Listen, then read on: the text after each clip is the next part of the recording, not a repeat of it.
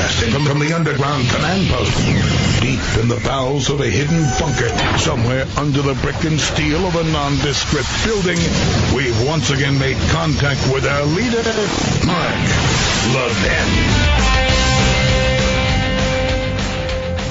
I've got a question for you. What do you think would actually fix things in Washington, D.C. faster right now? If you could push a button, wave a magic wand, turn a switch, and make one thing happen in D.C., I'm going to give you a choice, A or B. We all like term limits, right? Well, let's talk term limits for a minute. Would you like to see term limits for elected officials? Would that change Washington, D.C.? Or how about term limits for federal workers? How about term limits for the bureaucrats? How about term limits for the deep state?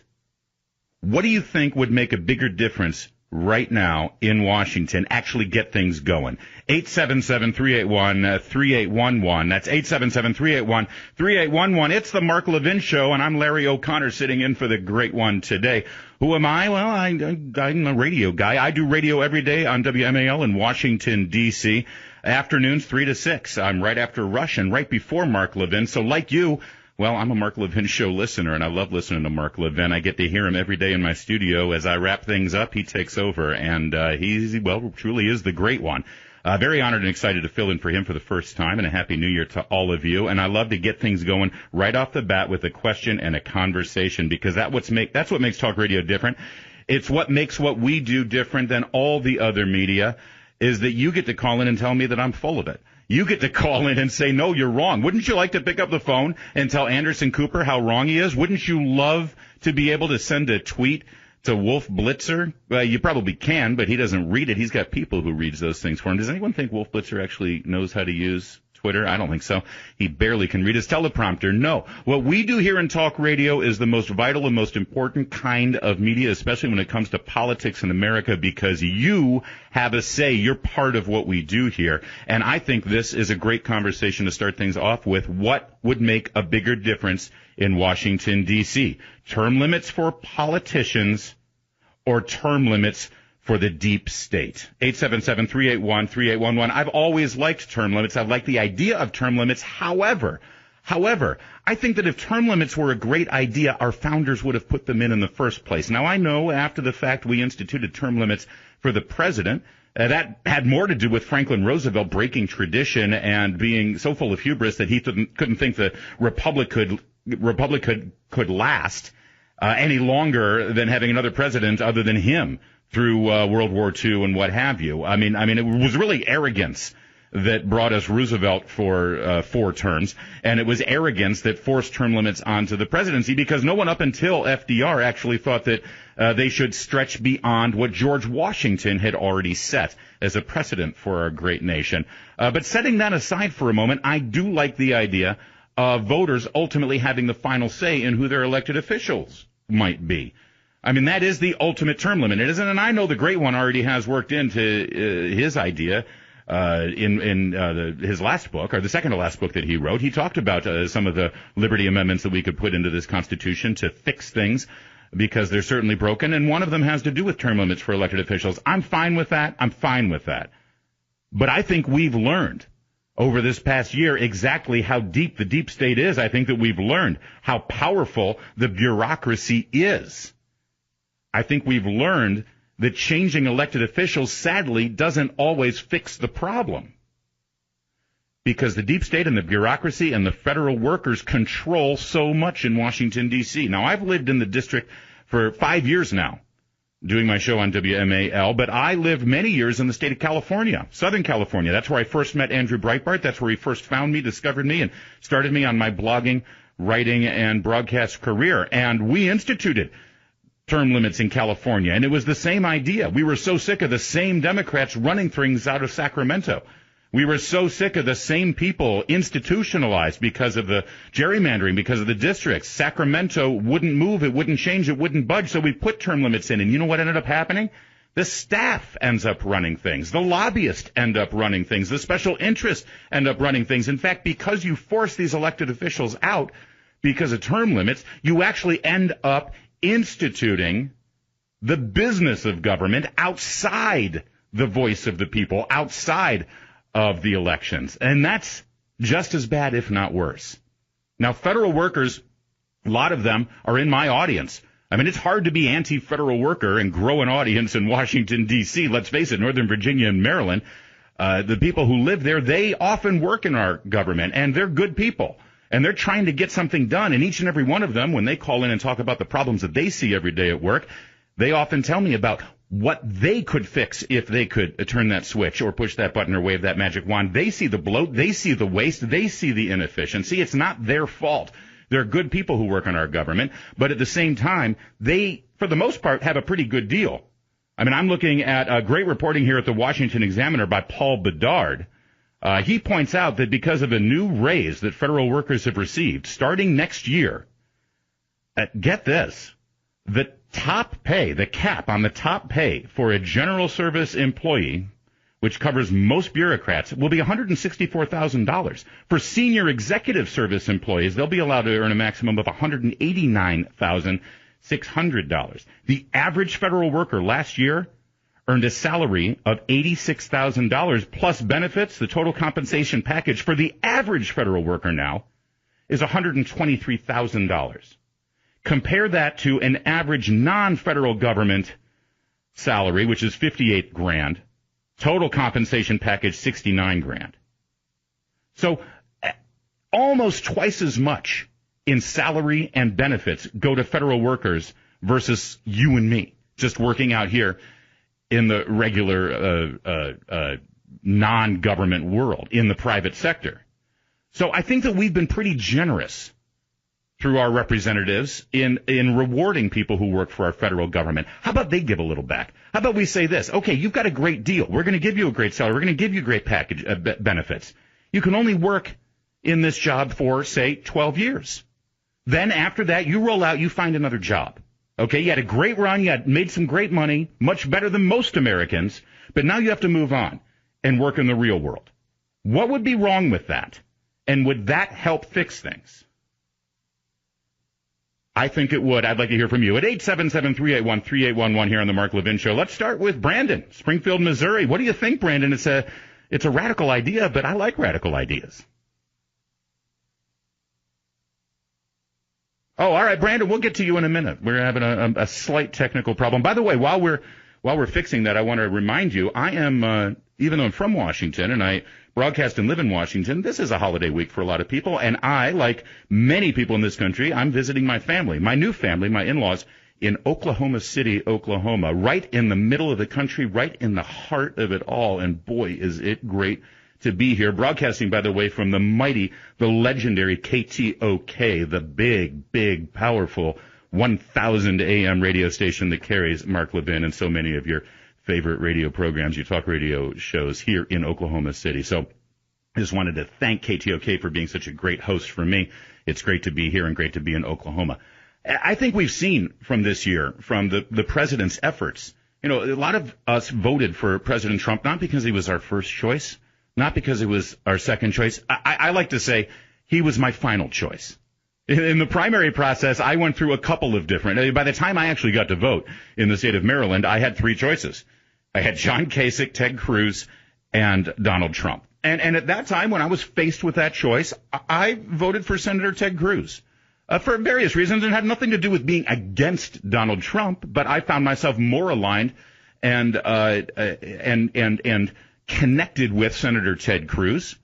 In terms of my political ideology and in terms of the ability and intelligence of someone who could really understand our Constitution, our freedoms, our liberties, and get things done. That being said, listen, we had a fair and heated and lively primary process in the Republican Party, and Donald Trump won.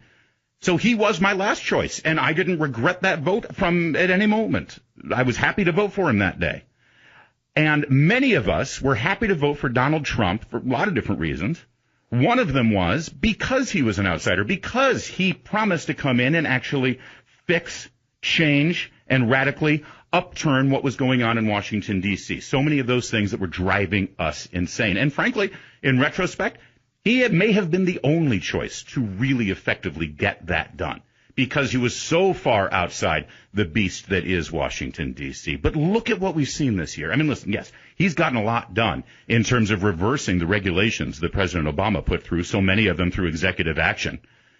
so that they could be easily reversed. But he is being resisted every step of the way. And a little later in the program, we're going to talk so much about what we're seeing with regard to the Justice Department, with regard to the FBI, and the roadblocks that are going up in front of this president in a highly political way.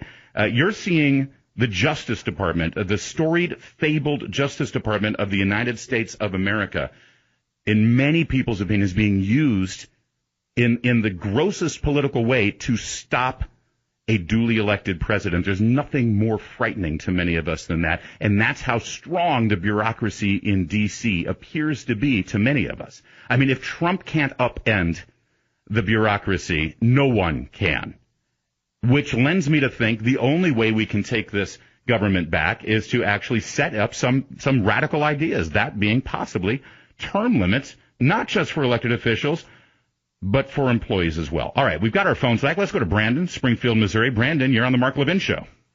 Hey, how's it going? Hey, good. What do you think? I think term limits for the bureaucracy for sure. I don't know about elected officials per se. I think that's kind of up to the voters, if they're paying attention to their voting for and everything. So. Do you think it's a fair trade-off to say, listen, you're going to make fine money while you're a federal worker, and God knows it's nearly impossible to fire a federal worker, and I'd love to radically change those rules as well. But while you've got the gig, you're going to be taken care of. You're going to get better benefits than most Americans. The only deal is you got to get out. Right. I'm with you, Brandon. I think it's a good way to go, and I don't think it's going to, a lot of people would say, well, we want the best and the brightest to work in the federal government. Do you think we got the best and the brightest now? I mean... No, definitely not. All right, Brandon. Happy New Year to you in Springfield, Missouri. I appreciate it. All right, we'll continue with you in a moment. I want to hear what you have to say. God knows you've heard what I have to say about this. So keep it right here on the Mark Levin Show. I'm Larry O'Connor, gladly, proudly sitting in for the great one. More in a moment from you. Do you want to have term limits for bureaucrats, not just elected officials? 877-381-3811. I'm Larry O'Connor. It's the Mark Levin Show. Mark Levin.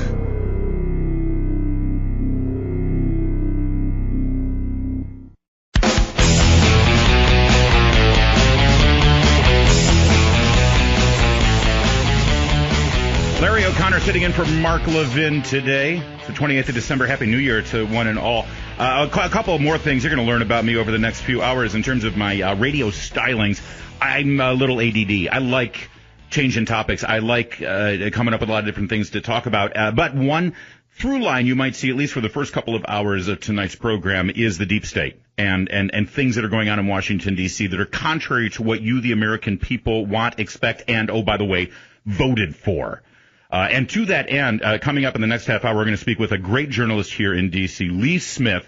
He wrote an article at Tablet Magazine that all conservatives in Washington are talking about. It has to do with how Obama's deep state continues and how the media is working with them in this regard, specifically about the topic of a great report showing that Obama's administration basically put a halt to investigations and prosecutions of the terrorist group Hezbollah because they really wanted that Iran nuclear deal. We'll talk about that coming up in the next half hour. But right now I want to continue this conversation. How do you fix it? We're about solutions, aren't we? We're conservatives. We don't just sit around and complain and whine and moan. No. We see a problem. We come up with ideas to fix it. And we've often said we need term limits because we got to get those elected officials out of D.C. That'll make a difference. But we've seen how deep the deep state is. We've seen how strong the bureaucracy is, how absolutely immovable it can be at times. And you can bring in different players and bring in politicians. My God, we were so angry that we elected Donald Trump to fix things, and he's having problems with it too. In fact, the deep state is rising up and trying to impeach the guy. So how about we put term limits on federal workers? 877-381-3811. Let's go to Johnny, Kingstone, Arizona. Johnny, you are on the Mark Levin Show. Hi, how you doing? I'm good. Good. What do you think? My name is Tony Mangelli. I'm from South Orange, New Jersey. Oh, all right. I had you from Kingston, Arizona. That's okay. Tell me what your opinion is. Well, my opinion is when Lois Lerner took the fifth, testified, and got a full pension, and Barack Obama said not a smidgen, that was the end of democracy. Yeah. that was obstruction of justice right there. Yeah, remember when Obama, that was a Bill O'Reilly interview. It was before the Super Bowl, if I remember right. And he said, is there corruption? There's no corruption there. There's not even a smidgen of corruption. And boy, that sent the signal. I'll give you one more. What about when Obama was interviewed on 60 Minutes about Hillary Clinton using emails? Using her own email server, and he was asked about that, and he said, listen, what I can tell you is she never had any intent to break the law. And that was the message to James Comey, wasn't it? Yeah. Yeah. All right. Well, but when Lois, how could you take the fifth testify and get a full pension, and they Costigan, and they just let it go? Thanks, brother. By the boards, right? You're right, and this is and I appreciate the call. Thanks for calling. That's another reason why many of us are frustrated, or at the very least, concerned and curious about Jeff Sessions as Attorney General, and wondering why investigations into those things are not moving forward. In fact, by the way, just as a way of introduction, you might know me from an interview I did with President Trump in the White House in November, when I asked him specifically, many people are frustrated why these things haven't been investigated. And it made a little news because he did the natural human thing. He said, yeah, I'm frustrated that it's not happening. I'm frustrated that I can't get a special counsel to investigate Hillary and the emails and all the things that happened under Obama. And somehow that was seen as controversial. Tom, in the District of Columbia, you are on the Mark Levin Show. Tom, what do you think about term limits for federal workers? Larry, you and I usually agree on a lot of things, but this one I'm going to have to take you to task on.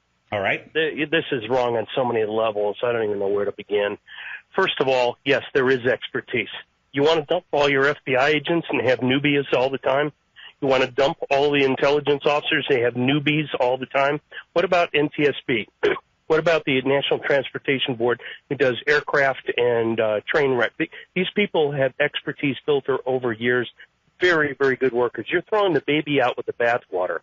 Also, the comparison, Mark Levin, I've tried to get through to Mark on this because he's made the same arguments. You're so off on the numbers for dollars. You're comparing apples and oranges. You're comparing the average American income across the country with federal workers. Where do most of the federal workers work and live? I'm right here in the Washington, D.C. area. And let me tell you, I'm a GS-13. My wife is in the private sector. I probably make less than we make less than a lot of our counterparts who are true government workers. Tom, I'm glad your voice was able to be heard on that, and I get what you're saying. Actually, you're making another case for an argument that I have, which is we should now move the federal capital to Oklahoma, where it's a little more affordable.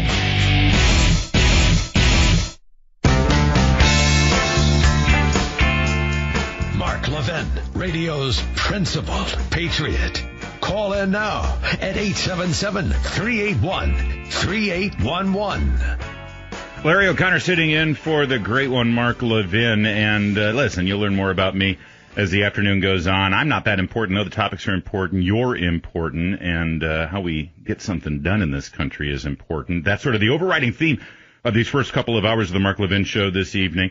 About the deep state, about fixing Washington, D.C., and draining the swamp. And the media is a big part of that. And a story has developed over the last 2 weeks that you all should know about. I know that Mark talked about it a little bit, and I've heard Ben Shapiro as well as Dan Bongino hitting on it as well over the last several days. And I want to hit on it as well, along with a friend of mine and a great reporter in Washington, D.C., Lee Smith. He wrote the definitive article about Josh Meyer's Politico investigation over the Obama administration and the great pains they went to ensure that they got their Iran nuclear deal. He wrote it at Tablet Magazine. It's a great article. You can find it on my Twitter feed at Larry O'Connor. And Lee Smith joins us now. Lee, how are you? And Happy New Year.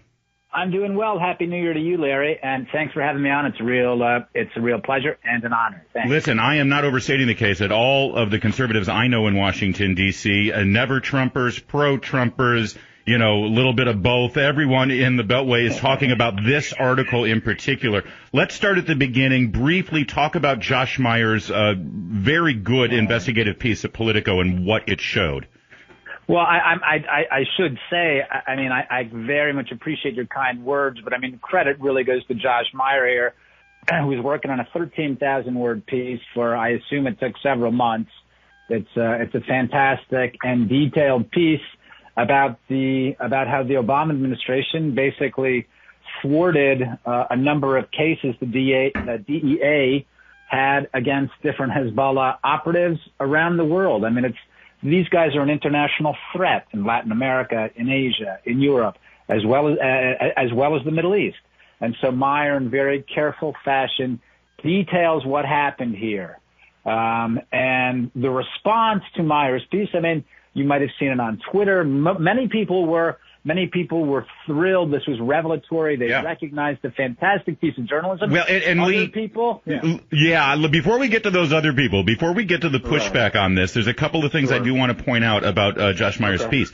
The first is, yes, he put the Obama administration, according to this article in Politico, put a halt to a DEA investigation showing this big, huge international drug link that was funding Hezbollah. Right. But the purpose, and people went on the record, Lee. I mean, talk about, how many anonymous source stories have made huge headlines this year? But this actually, people went on the record saying the reason was because John Kerry and Barack Obama didn't want to upset the mullahs of Iran. They were okay keeping a drug deal funding Hezbollah terrorists out there and going, as long as they got their Iran nuclear deal. That was the motivation, right? Right. Yeah. That was the point. I mean, that was exactly the point. I mean, they basically they prioritized the Iran deal over everything else in terms of foreign policy, not just the Middle East. It was American foreign policy in general. So as it turns out, as Josh Meyer reported back in April, they let a number of Iranian agents go who were caught doing things here in the United States. And now he reports 8 months later, they did the same thing with Hezbollah operatives. So, yes, this is what happened.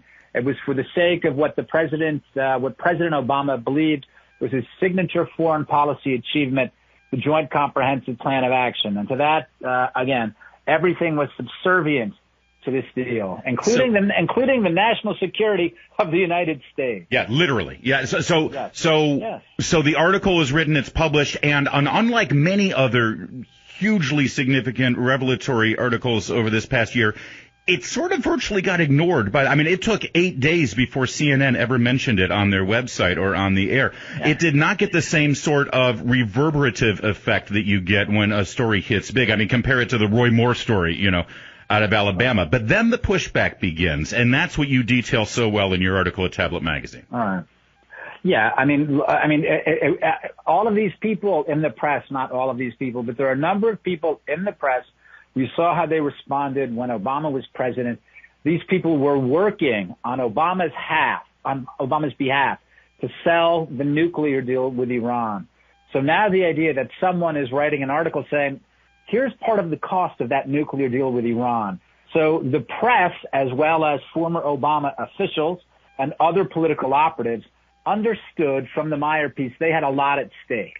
There was a lot of egg on their face, and their response, both in the press in places like the Washington Post and on Twitter, different social media venues, was just insane the way they attacked him. And one of the most disgusting aspects of it was that other journalists were attacking a journalist for doing a very solid piece of reporting. It was deeply unpleasant, but nonetheless, if we understand how the press worked, if we understand what the press did during the Obama years, especially in its help serving the administration sell the nuclear deal with Iran, unfortunately, it's not surprising. This is what the press has become. Well, and Lee Smith, it's fascinating in light of what we learned specifically about Ben Rhodes, who was the Deputy National Security Advisor to Barack Obama, and his manipulation of the media in support of the Iran nuclear deal. He bragged about it to the New York Times Magazine. He said he had created, what, in his words,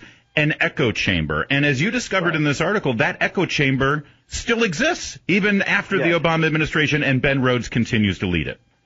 Yes. I mean, look, I don't want to go too far afield, but this is part of what we're seeing in Russiagate as well. I mean, a lot of the people... I don't think that's far afield at all. I think it's the same thing, different color. Yeah. Right. I mean, a lot of the people who are putting through these stories in the Washington Post, in the New York Times, at CNN, these people who are part of the echo chamber helping sell the nuclear deal, these are the same people who are putting through these nonsense Russiagate stories, and we know where it's coming from. It's coming from the same political operatives. It's the same ecosystem. So, unfortunately, the press has always had different problems. But what happened during the Obama years is has damaged a very important American institution. I know a lot of people are suspicious of the press, always have been, and I think that's a wonderful American default position. We should be careful what we're told, question what we're told, question what we read. Nonetheless, what's happened to the press, again, the last decade, it's just astonishing. And the response to the Josh Meyer article in Politico is an aspect of this. You know, you point to another aspect of this, and that has to do with the media now, members of the media, we should say, because not everyone's the same. Listen, later in the program, we're going to have Sharyl Attkisson, one of the finest investigative reporters still working in D.C. Great. So I don't want to paint with a broad brush, but the echo chamber created by Ben Rhodes on behalf of the Obama administration to support this Iran nuclear deal, when he exposed it, he was so dismissive of, I mean, he called these foreign policy reporters, national security reporters, 20-somethings that knew nothing. So now they, I mean, as you point out, Lee, they have a vested interest. They have skin in the game for policy, not just their reporting. So when this story comes out, they've got to protect their own reputations. Absolutely. They're very concerned about it. And they're having a real problem right now because this is one of the reasons why Russiagate is so important. Because these people during the Obama years, they didn't know how to get stories themselves. Ben Rhodes was right. There are a lot of 27-year-olds who literally know nothing. What were they doing? They were taking leaks from Ben Rhodes and other people in the administration. What do they do when the Obama administration is gone? As it turns out, they're still taking leaks from Obama operatives. We've moved from national security stuff and Iran stuff to Russiagate. It's entirely the same ecosystem. And it's, again, what it's done to the press is absolutely awful. And people are right not to believe different things that they read or hear. Our guest is Lee Smith. He's a senior fellow at the Hudson Institute, by the way, and a great writer, currently published. Let me just say, not to disbelieve it, but to be a little skeptical. How's that? That's a good way to go. Exactly. Cautious skepticism. By the way, also author of the book The Strong Horse, Power, Politics, and the Clash of Arab Civilizations. Listen, you wrote about the echo chamber and how the media have basically tried to push back against a fellow journalist who, for all accounts, should get a Pulitzer for this fantastic report. Let's pause that for a moment because, thankfully, Lee, you're able to actually talk about the real politics involved here and the international ramifications. Let's go back to this Iran nuclear deal. In light of this report, in light of the knowledge now that the Obama administration let Hezbollah go scot-free and stopped federal law enforcement from going after them so they could get the Iran nuclear deal, is there anything left for the Trump administration to hold on to with this deal? I mean, is there any reason why they should keep this thing going, or should the Iran nuclear deal die the death it deserves? Well, I certainly hope it dies. And, this coming month in January in the new year, there are two important deadlines coming up. One is the certification of the deal. This is part of American legislation. And another deadline is about a sanctions waiver. And this will give the president and the administration another opportunity to look at this deal and see whether or not this deal is in the best interest of the United States. I certainly believe it is not. But the other important thing about the Meyer piece, again, it's not just pointing fingers at the Obama people, what they did. It's also underscoring, continue to highlight the problems that Hezbollah poses for the United States, our allies and interests around the world, and the Trump administration needs to be attentive to this. I want to be extremely supportive of the Trump administration, but we have problems right now with our policies in the Middle East, and some of this includes Lebanon. So that's the other part that needs to be underscored. The Trump administration needs to watch out with what it's doing in Lebanon, and it needs to watch out what it's doing in Syria and Iraq as well. And note that Iran and Hezbollah are enormous problems for American national security and for American foreign policy around the world, not just in the Middle East. The Meyer piece details what they do in Latin America, Asia, Africa, and Europe, as well as the Middle East. And they are the terrorist arm of the Iranian government, and they were given a free pass because Barack Obama wanted that legacy button. He wanted to be able to walk out of office saying, I got the Iran nuclear deal. It's truly despicable.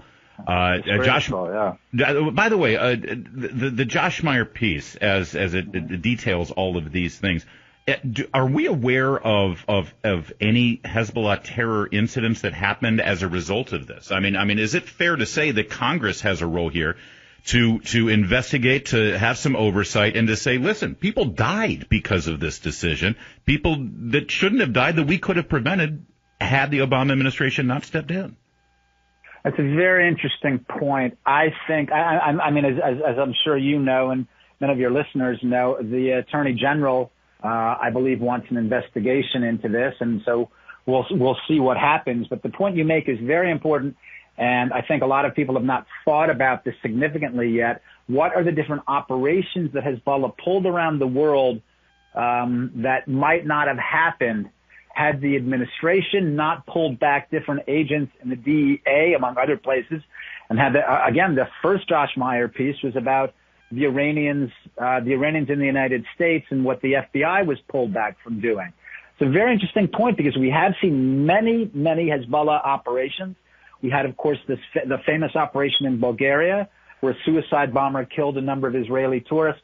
Look, another thing we need to be looking at is different things that have happened in Latin America. Different places where Hezbollah is involved in there. But it's a very interesting point, Larry.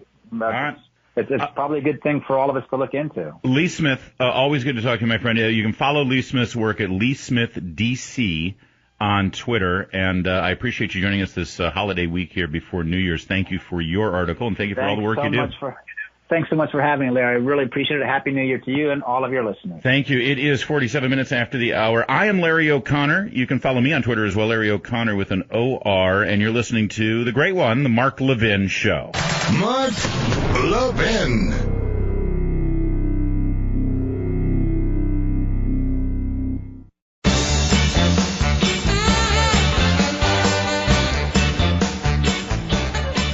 Larry O'Connor sitting in for the great one, Mark Levin. Listen, we're going to continue this theme coming up in a moment. Sharyl Attkisson, one of the finest investigative reporters still working in Washington, D.C., she's got a great expose called Investigating the Investigators at DOJ and FBI. Is there a real problem of a tangled web of politicized investigators at the Justice Department, all seemingly surrounding the Hillary Clinton email investigation and the Robert Mueller Russia probe? Sharyl Attkisson exposes 8 of them in this blockbuster investigation. She joins us coming up in a moment. Also, as I mentioned before, I love changing the subject. I mean, if you don't like a topic I'm on, stick around for, 8 minutes, 9 minutes. My ADD will kick in. We'll click to another topic. And coming up, I'm going to talk about Star Wars. I'm going to talk about this Last Jedi thing because I have a theory. I think that social justice warrior feminists have ruined the Star Wars franchise. And if you haven't seen the movie, I won't spoil too much. But boy, the feminization of the Star Wars galaxy is strong, and I don't think it's for the better. But I want to talk a little bit about NBC News for a moment. It hasn't been a good year for NBC News. Let's face it. First, we had Mark Halperin. He got dumped from MSNBC because he was, doing inappropriate Harvey Weinstein kind of stuff with people who worked there. And then, of course, Matt Lauer and his secret little button under his desk that, let's just say you wouldn't watch your daughter interning over there at the Today Show. And then just yesterday now we've learned about another one. You have, if you're NBC News, you got 3 franchises. You got your Today Show and your nightly news on NBC News. You got everything on MSNBC. And then you got CNBC. Halperin was MSNBC. Lauer was NBC News. But CNBC so far, they're just talking about stocks and bonds, right? And maybe your occasional Shark Tank at night. No one's going to get into trouble over there. Oh, think twice about that. One of their directors, a director who worked on Power Lunch and the Susie Orman Show, his name is Dan Switz, and he just got arrested in Westchester, New York. According to the arrest report, so you got to throw in all the allegedlys in there. You got to throw in all the has been accused of stuff. But this guy, according to police, set up a nanny cam in his bathroom, hidden in a Kleenex box, so he could spy on his teenage babysitter. And he's a director at CNBC. CNBC has no comment about this. He's been arrested and now released, but the criminal charges will be pending. So all 3 of the Peacock Network's news outlets have now been hit by the creep factor, and that's not a good thing. So NBC News has now decided to come out with a brand new policy for all of their employees. The New York Post reports on it, and according to their source, there's now rules about how employees at NBC News should hug each other. I'll read from page 6 here, New York Post. There's a series of ridiculous rules issued on Other office conduct. One rule relates to hugging. If you wish to hug a colleague, you have to do a quick hug, then an immediate release. Step away to avoid body contact.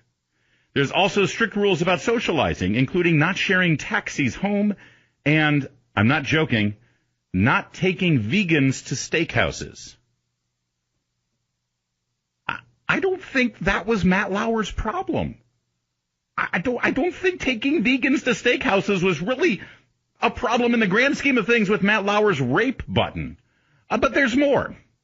They also, NBC News executives that is, will not just be patrolling the halls of 30 Rock like a nun at a Catholic school dance. They're also asking for employees to become spies and snitches on romantic relationships. They now have a zero tolerance on romantic relationships, and they want employees to rat out their coworkers if they happen to have an office romance. Has anyone asked Joe and Mika about this? How exactly does their relationship work in these new guidelines? I'm Larry O'Connor. It's the Mark Levin Show.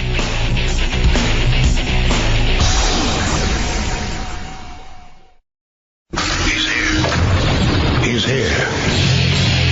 Now, broadcasting from the underground command post, deep in the bowels of a hidden bunker, somewhere under the brick and steel of a nondescript building, we've once again made contact with our leader, Mark Levin. Has the Star Wars universe been feminized and not for the better? I'm Larry O'Connor, sitting in for the great one, Mark Levin. We'll take up that topic and many others as the afternoon, evening goes on. Today, I am broadcasting, though, here doing the Mark Levin Show from the great KTOK 1000 AM in Oklahoma City, Oklahoma, a legendary radio station in a fantastic city, and I am pleased as punch to be here talking to the great Mark Levin audience, amongst which I count myself, by the way. I love listening to Mark every night on my way home after I finish my program. So thank you, Mark, and the whole team here at the Mark Levin Show. I love being here. Joining us right now, one of the best, Sharyl Attkisson. She's an investigative reporter, and you must follow her on Twitter, Sharyl Attkisson, and check out her website, SharylAttkisson.com. But most importantly, get her book. Her latest book just came out this year, The Smear. It talks a whole lot about how political operatives and fake news control what you see, what you think, and how you vote. It's sort of the theme here on this evening's program, and she joins us now. Sharyl, thanks for joining us, and Happy New Year to you.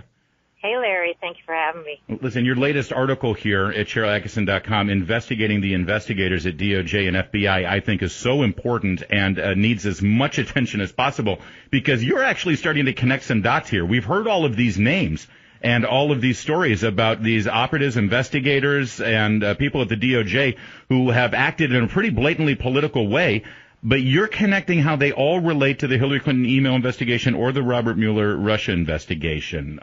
Lay this out for us, will you? Well, I think there's been so much coverage, rightfully so in many cases, about the alleged collusion between Trump and Russia, but much less about the investigations into the investigators. And the primary investigation, the way I see it, is being held by the Department of Justice Inspector General, who was appointed by President Obama, so he's not a Republican partisan. Mm-hmm. And he has made clear he's investigating a number of officials at DOJ under Obama and a number of FBI officials involved in, yes, as you said, both the Hillary Clinton email investigation that tended to appear to exonerate her, as well as the Trump-Russia probe. And some of these same characters or actors intersect in both of those. And if you start to look at it, as I say, it appears as though scalps are piling up in that investigation in a largely unnoticed way, although I might point out nobody has been officially accused or charged of anything in particular, and the moves being made by these FBI and DOJ people who are either retiring, going into private practice, being transferred or whatnot, their supporters in some cases say these are moves that are entirely unrelated to these investigations going on. But it's certainly worth looking at and asking these questions. Sure. And let's start with just one of them. I want to hit many of these, but Peter Strzok, I think, is one of the most fascinating individuals here. He is the person who, it was revealed, sent those text messages to his paramour. saying things about having an insurance policy to ensure just in case Donald Trump gets elected president. It's amazing to see how much he was involved with. I mean, he modified James Comey's initial findings about Hillary Clinton in the email. He had modified the language so that it, didn't fall into the statutory illegal behavior of grossly negligent. He participated in the interview with Hillary Clinton. He then got named to the Robert Mueller investigation. He's the person who accepted the Russian dossier, apparently, from Fusion GPS. He had his fingers in a lot of pies, Sharyl Attkisson. Yes, and I think it's hard to ignore those facts. I mean, I think his supporters would say you can feel very partisan about somebody. Clearly, he despises President Trump based on his emails, but they would argue you can still be fair. But the whole point of a special counsel investigation is to avoid the appearance of conflicts of interest, because that was considered to be a problem in the first place. And if you have people who are overtly partisan on the team, then certainly legitimate questions need to be asked, but especially when the same figures intersect, both appearing to exonerate Hillary Clinton on the one hand and also appearing to be, very much involved in the Trump-Russia collusion probe, one right after the other. And to that end, it seems to me, Sharyl, that, you're doing some great investigative reporting here. When you look at where the energy in the media is right now, I would think that a politicized FBI and a politicized Justice Department is a great story. But there doesn't seem to be as much interest in something like that from your colleagues. There really hasn't been, and I published an article in The Hill about the same time as the article you're talking about on my website that looks at, the alleged politicization of our intel agencies. And I asked the question as to whether it's time to ask whether there's systemic corruption and or misfeasance in our intel agencies.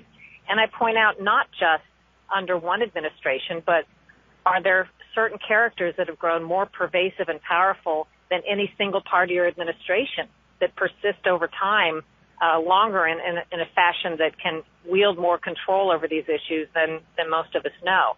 And I think, that's an important article and an important consideration as well.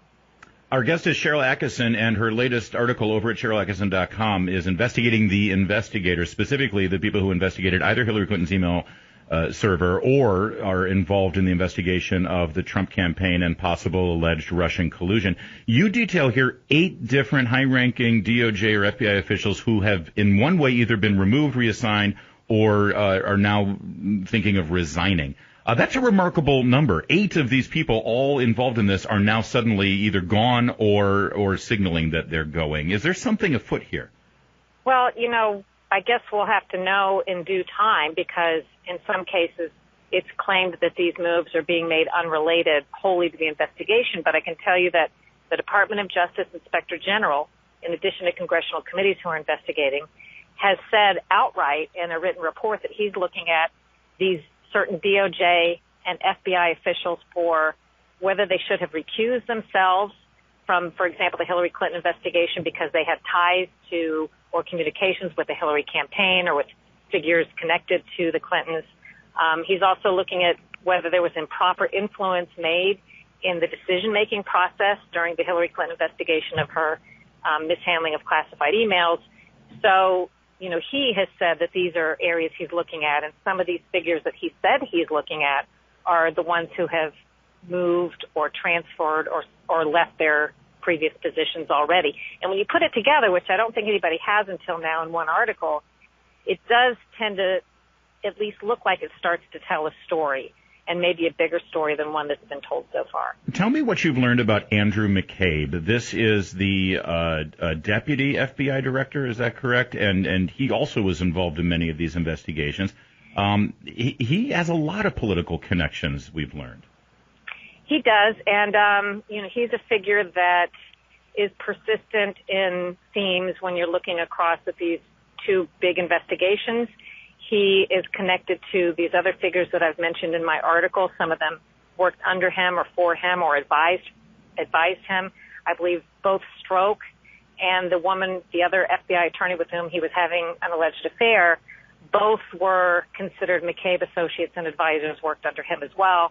So he is sort of a key figure to this, and it's been reported, I haven't confirmed, but it's been reported in news reports that after his congressional testimony behind closed doors in the past week or two, that he has said through friends that he plans to retire as soon as he's eligible for his full pension, probably around March.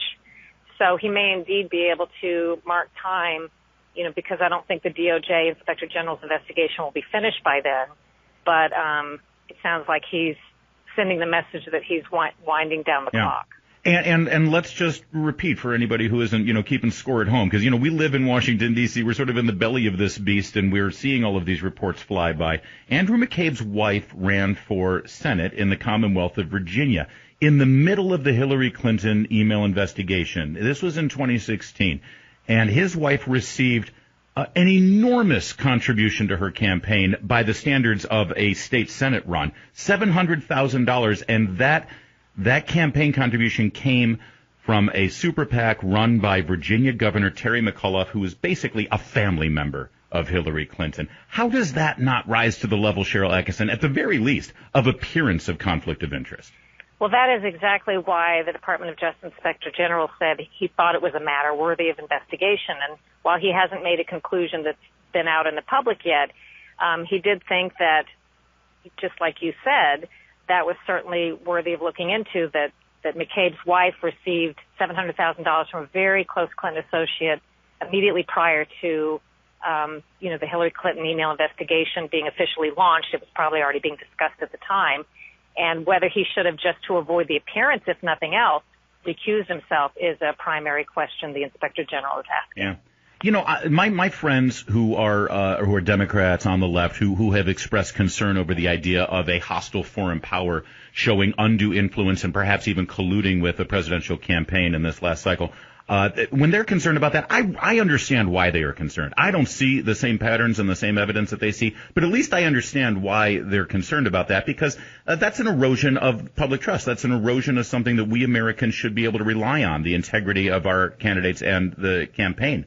But to me, something even more concerning, Sharyl Attkisson, is a Justice Department, the legal arm of our federal government, with all the power they have, the police power, the use of deadly force, being politicized, being utilized as a tool of one political arm or one political entity. That's deeply troubling and deeply disturbing. Isn't that something that Congress should, at the very least, be taking up from your perspective? I think so, and I do know some congressional committees and members are looking into this, but to get into the whole dynamic of how things work on Capitol Hill, as you probably know, committees and leadership on both parties are often, in my opinion at least, in my experience, dictated and ruled to some degree by federal agencies and by the interests that they ought to be regulating and overseeing. So sometimes they only go so far when they're actually doing their investigations, and it kind of stops. Or they're allowed to make, as staffers tell me, they're allowed to make a public stink about something, but then they move on. They're only told that they can go so far. So, yes, I do think they should be investigating it. And as I said in my article in The Hill, this is more pervasive than any single political party. I don't think one or the other is to blame. And it's not always a purely ideological interest. I think it's more about the power that these intel agencies hold and have been given and have been building over the decades, but particularly in the post 9/11 era, when we exceeded a lot of our privacies, we accepted that some of these would have to be infringed upon because we needed to protect our national security. But at the same time, there are some actors, and certainly I like to think most people in our intel agencies are very good, honest people, some of whom have been sources and have helped me. But there are certainly actors that even these people are worried about inside their agencies who are doing things not for the best of our country, and are politicizing the way the powers that they've been given, that are not surveilling on the basis of what they're supposed to be, that are surveilling political enemies and journalists and American citizens so that they can find out information on them, not to protect national security. Yeah. So I think these are really important concerns. Oh, it's incredibly corrosive of the public's trust in our government, what's left of it at least. And by the way, Sharyl Attkisson, I think it's important to point out that as a journalist, you had your own run-ins with the Justice Department under the Obama administration, and you continue, 1 year into the Trump administration, you continue to be stymied in your ability to get to the bottom of it. Where do things stand now with your lawsuit against the DOJ? Well, my lawsuit against the federal government for the intrusions into my computers and the privacy intrusions is moving forward positively. As of last fall, we finally got a judge in a venue who's letting us go forward. And we have deposed and subpoenaed Department of Justice, CIA, FBI, NSA, I mean, you name it, and we're taking depositions and so on. But the Department of Justice continues to, instead of cooperate, even though there's a new administration, it's the same actors, and they're still obstructing the case and trying not to let us progress, rather than looking at the forensics and acknowledging what was done and trying to get to the bottom of it. So little changes, it seems, from administration to administration when we're talking about these sorts of things. Listen, there are a lot of Sunday programs on all the networks, on cable. There's all the same sounding hosts with the same sounding questions to the same sounding guests and the same kind of political pundit talking head roundtables that occur after the interviews. But there's one Sunday program that stands apart, and that is Sharyl Attkisson's. It's called Full Measure with Sharyl Attkisson, and it's syndicated nationwide. It's broadcast every Sunday across all the networks. Go check it out online so you can see where it's playing in your town. But you won't be disappointed. It truly is making a difference. Sharyl Attkisson, I love talking to you whenever I can, and I appreciate you joining us today. I appreciate that. Thanks, Larry. Happy New Year. It's 21 minutes after the hour. I'm Larry O'Connor, sitting in for the Mark Levin Show. Mark Levin.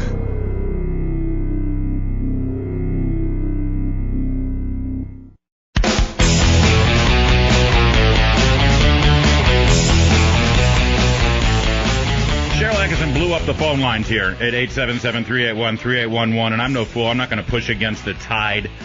There's a lot I have on my mind, a lot I want to talk about, but clearly you want to talk about this stinky, smelly, apparently politicized investigation, not just into the president and his campaign and the alleged Russia connection, but you clearly still want to talk about what went on with that Hillary Clinton investigation. So we'll take your calls at 877-381-3811.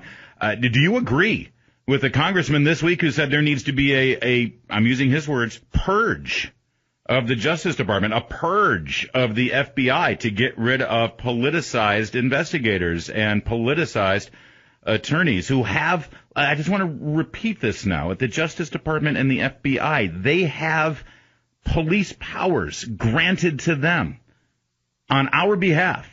They are able to investigate us. They are able to surveil us. They are able to jail us. If necessary, they're able to use deadly force against us to take away the very liberty of life. We allow them to do that, but there's a deal that we've made under our Constitution. There's a deal we've made with our elected officials in Congress and with our chief executive, the president, whom we all vote for. The deal is that there's oversight. The deal is that they're allowed to have those powers over us, but only if they follow the rules, follow the Constitution, and our elected officials conduct very real oversight to make sure they aren't corrupt. Well, I'm unsure that oversight has happened. I mean, we had a Congress actually hold the Attorney General Eric Holder in contempt, and nothing happened. So, do you agree that the DOJ and the FBI are out of control, and what's to be done? I'm Larry O'Connor, sitting in for the great one, Mark Levin.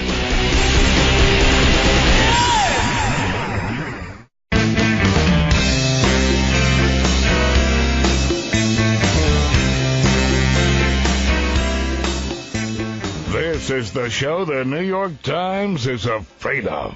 Mark Levin. Call him now at 877-381-3811. Francis Rooney is a congressman from Florida, Republican. He's getting a lot of heat because he went on MSNBC. Why did they go on MSNBC? Well, listen, I guess you got to do what my friend Andrew Breitbart said, which is you walk into the fire, right? You go where they're needing to hear your message, right? So Francis Rooney goes on MSNBC and he said there should be a purge at the FBI because of the political bias over there. And he's getting a lot of heat. I'm Larry O'Connor. I'm filling in for Mark Levin here, and the number is 877-381-3811. I want to dovetail off of what we just heard from Sharyl Attkisson and talk about that purge. Listen, the use of the word purge, I understand. You know, they immediately jump to communists. They immediately jump to dictatorship whenever it's a Republican using the terminology that evokes those kind of ideas. A purge. That's what a dictator does. They never look at the socialist dictator policies. Forget about the language, the actual policies that their side employs that come right out of Karl Marx's how-to manual. No, that doesn't concern them. It's if a word is used that they don't like, and in this case it was the word purge. Well, I got to hand it to Representative Matt Gaetz, also from Florida.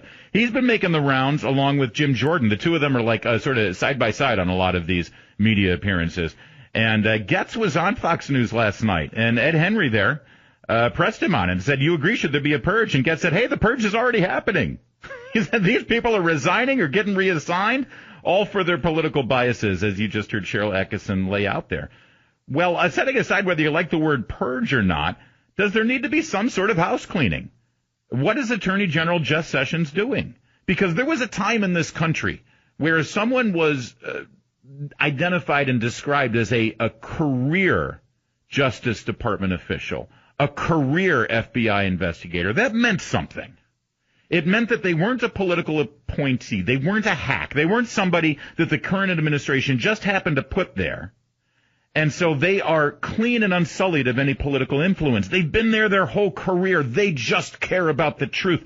They just care about justice. They just care about enforcing our laws. And sadly now, I think that the mood in this country, seeing what is going on, seeing what happened with the Hillary Clinton investigation, seeing what's going on with the Robert Mueller special counsel investigation of Donald Trump and the dossier, and you learn of all of the interrelations between these lawyers and investigators and media or political figures, and sadly, I think the opposite is now true.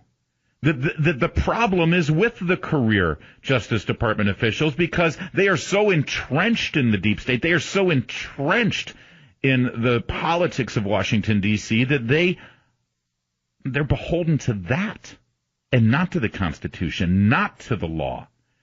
And if you dare call them on it, if you dare shine the light of truth on what's going on, then you're slandering every FBI agent. You're slandering every Justice Department official. You're slandering every good worker bee there who's trying to do the Lord's work. Well, that's not the case. I'm not doing that at all. But the best thing, if you really love the FBI, if you really care about the FBI, if you really care about the Justice Department, you should be outraged about these stories. That's my biggest problem with Rod Rosenstein, the Deputy Attorney General, when he was facing off against the Judiciary Committee, against the aforementioned Representative Gaetz and Representative Jim Jordan. When they were pressing him on these issues, the man looked like he was late for a dinner. The man looked like he was worried about picking up his dry cleaning. I want my Deputy Attorney General to be more outraged than anyone else that there's even a hint, even a suggestion of politicization of the Justice Department and the FBI. The best thing we can do for the FBI is to make sure that they are clean as a whistle. Otherwise, all of them, all of the law enforcement officials who work at the federal level are painted with that brush. The watchdogs for the DOJ should be angrier than anyone about what we've learned over the last several weeks, and yet they're not. They're circling the wagons, they're entrenched, they are protecting each other and themselves, and that's exactly the wrong move. So what's the solution? And do you agree that this Justice Department has been so politicized that sadly the American people have lost faith in the federal government to enforce the laws of this land in an even and judicious way? 877-381-3811. I'm Larry. I kind of want to hear from you. Let's start with Robert in Baltimore, Maryland. You're on the Mark Levin Show, Robert. Hey, how are you doing this evening? I'm good, but I'm agitated. I'm agitated that the Justice Department is no longer the Elliot Ness kind of operation that I thought it used to be. Well, you should be agitated. Okay? I can tell you, if I had done half of the things that these people are doing, I would be in jail. I would have been fired. I would have been kicked out. Everything under the sun except being promoted and put into a higher position and doing the things that they're doing. And, you know, the whole talk about them, it's being purged. They're retiring. They're resigning and all this other, something that's crap. They basically robbed the bank they're retiring now, so we should just let them go? Is that the way that law works? Yeah, and let them retire on all the money they robbed from the bank. Yeah, exactly. And let me tell you, their retirement is nothing to be excused. I mean, I can tell you their retirement is actually quite nice. Sure. I'm sure. So, Robert in Baltimore, thanks for calling into the Mark Levin Show tonight. Good to hear from you. I want to get as many in here as I can, because that's what I love about talk radio. And what I love about the Mark Levin Show, man, he probably takes more callers than any of the national hosts. Kevin, Salt Lake City, Utah, you're next up on the Mark Levin Show. I'm Larry O'Connor. Hey, how you going? I'm good. What do you think? I've been listening to all this BS from the FBI and everybody else, and I think the FBI itself is fine. It's the higher guys that are corrupted now. You got Mueller, which was in charge of the FBI at the time the Uranium One was going on. Now he's in charge of the hen house trying to investigate. So you got the guy that was in charge investigating himself. No, it ain't going to happen. You know, they let Hillary go with passes over and over and over and over again. She lied, but, you know, Abedin lied. All of them lied. They wouldn't take their statement under oath. Right. Who does that? Yeah, and not only did they not take under oath, they didn't take any notes, so there's no, you know, everybody gets in trouble. Mike Flynn is now in trouble because he allegedly, I shouldn't say allegedly, because he's pled guilty to it. Former General Mike Flynn, National Security Advisor for a month in the Trump administration, pled guilty to lying to FBI agents, and they know he lied because they compared his testimony to other people's testimony and to some evidence that they had. Hillary Clinton, there's no way to know if Hillary Clinton lied to FBI agents when they questioned her, because they never did any kind of recording device on that investigation, on that interview, and they had already written their findings before they even interviewed her. Well, when she was sitting there in front of Congress, she flat out lied, saying that she turned over everything. Yep. She didn't have anything left, which all became out, but she lied. She destroyed all the emails. She didn't turn them over. You know, she on record, on tape, in front of millions of people lied, but yet nothing. Yeah. I know, Kevin. Listen, thanks for the call out there in Salt Lake City, Utah. I sense your frustration. And again, this is not just about politics. I'm not so naive to suggest that this isn't somehow about politics. There's obviously politics involved in all sides of this equation, but it goes much, much deeper than that. I worry about this country if the majority of the American people lose faith in certain institutions like the Justice Department. I mean, I'm not kidding when I said that I want my DOJ and my FBI to be like Eliot Ness. I want them to be uncorrupted. I need them to be as pure as the virgin snow that's falling in the Northeast right now, because that's the only way this arrangement works, where we, with our God-given rights as articulated and protected by the Bill of Rights and the Constitution so wisely laid out by our forefathers, we allow the federal government to infringe on those rights under certain conditions. And one of those conditions is you don't break the rules. You don't break the Constitution yourself. You don't act in a politicized way. You don't use the Justice Department and the FBI in a political way to punish your enemies or to give your pals a free pass. And that is exactly what we are now seeing. And as soon as that appears to happen in our country, we're seeing some very dangerous roads ahead of us. Very dangerous. And I don't want that to happen. Bob in Atlanta, Georgia, you're next up on the Mark Levin Show. Hey, Bob. Hello. Hey. So, for me, I've been watching this. I voted libertarian at times. I voted my conscience on who was running. So it's not about party. It's not about politics. But for me, in my lifetime, this is egregious abuse of power by the government. And there's two things that bother me about it. When I look at what was done to the Clinton side in that investigation with respect to, and it was just covered, the no one was put under oath, so they engineered a solution that allowed them to absolve. So that's what the whole intent was. Yeah, they had to find an out, and they had to find it before the conventions. And Bob, if I can just interject one more thing, not only did they do that, but then they also made agreements with all of these people that they would destroy the evidence afterwards, so no one could then come back and reinvestigate it. It was absolute outrage. Go ahead. And for me, I also believe that this whole dossier was designed and engineered, and it was used, and it's why they won't release the information about the FISA court warrants to surveil just normal people or people who were not participating. That was engineered, invented, planted knowingly, and accepted by the people who took it knowingly in order to be the justification. And I think that that in itself is what the FBI agent who was having the affair was talking about when he said that they had the plan. What was the the insurance plan. Peter Strzok, insurance plan. He said, listen, I want to agree with you that Donald Trump can't win this election and won't win, but I think we need an insurance plan just in case. And then suddenly, he is the man who was the point person on the dossier. He is the man. Did you know that he is the man who briefed the House Intelligence Committee the first week of December about the existence of the dossier? And then within a week, James Comey was then planning to brief the president-elect in Trump Tower. All of the people who were surveilled inappropriately and who were unmasked, I believe that this was the mechanism that was used to do all of that, and it was engineered as cover. And the people who did it should go to jail, and they're hiding behind all of the good people who work at the FBI. Their whole cover, which is, oh, the FBI is a great place. You know what? You're right, except for there's a really nasty disease at the top, and it needs to the head needs to be cut off of this snake. Well, Bob, I'm afraid it's more than just in the head of the snake, sadly. And I appreciate the call, I really do, here on the Mark Levin Show.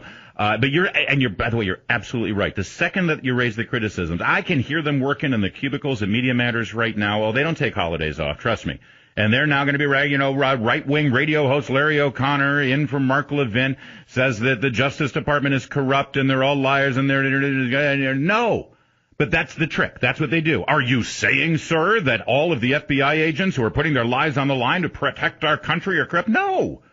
No. So why even raise that as a question? Of course I'm not saying that. Just like Barack Obama wasn't saying that all police officers are racist when he was protecting Black Lives Matter at the White House. Actually, maybe he was saying that, now that I think about it, but it's not like he was ever challenged that way, was he? No, sir, he was not. How about Peter in Leesburg, Virginia? Boy, that's God's country there in Leesburg. You're next up on the Mark Levin Show. Yes, sir. First of all, the FBI needs to be run by agents. It's not run by agents. It's run by a bunch of lawyers. Okay? And it's been run like that for a long time. We haven't had any agents running the FBI in many, many years. And when you start putting agents back in charge, then you can start cleaning up the FBI. As far as the Department of Justice, Rosenstein runs the Department of Justice. Jeff Sessions, he's MIA. Yeah. That guy is nowhere to be found. Yeah, I think he's recused himself from the whole dang thing at this point, not just from the Russia investigation. Rosenstein runs the Department of Justice. And for the military, if you want to purge the military, fire all those generals and start putting E7s and E8s. Promote E7s and E8s into generals' positions. You want to shake up the military? You want to start locking heels? That's how you get it done. All right, Peter's moved out. He's already crossed the Potomac over to the Pentagon now as he starts to clean house and drain the swamp. Peter, thanks for the call and Happy New Year to you. I want to hear from Scott in San Francisco, California, listening here on the Mark Levin Show. I'm Larry O'Connor. What do you say, Scott? Hey, Scott, you're up. All right, we lost Scott. He said he was had top secret clearance and would have been jailed for 10 years if he had done what Hillary Clinton does. I hear that all of the time, by the way. One of the beauties of doing talk radio in the nation's capital, WMAL, is that so many of the listeners there in the greater Washington area are members of the FBI and the Justice Department or the intelligence community or of the military. They're listening on their way into work or on their way home from work. They know they're the good people who are making this country run and making this government run, and they were more outraged than anyone about what happened with Hillary Clinton, or I should say what didn't happen with Hillary Clinton. Why others in the government, most specifically the elected officials and the people of the Justice Department who weren't more upset is terrifying and infuriating. But we need that investigation, and hopefully we'll get it. All right, keep it right here on the Mark Levin Show. We'll continue with this conversation. And coming up in a moment, has Star Wars been feminized? And has it been ruined because of it? We'll hit that, too. I'm Larry O'Connor, in for the great one, Mark Levin. Mark Levin.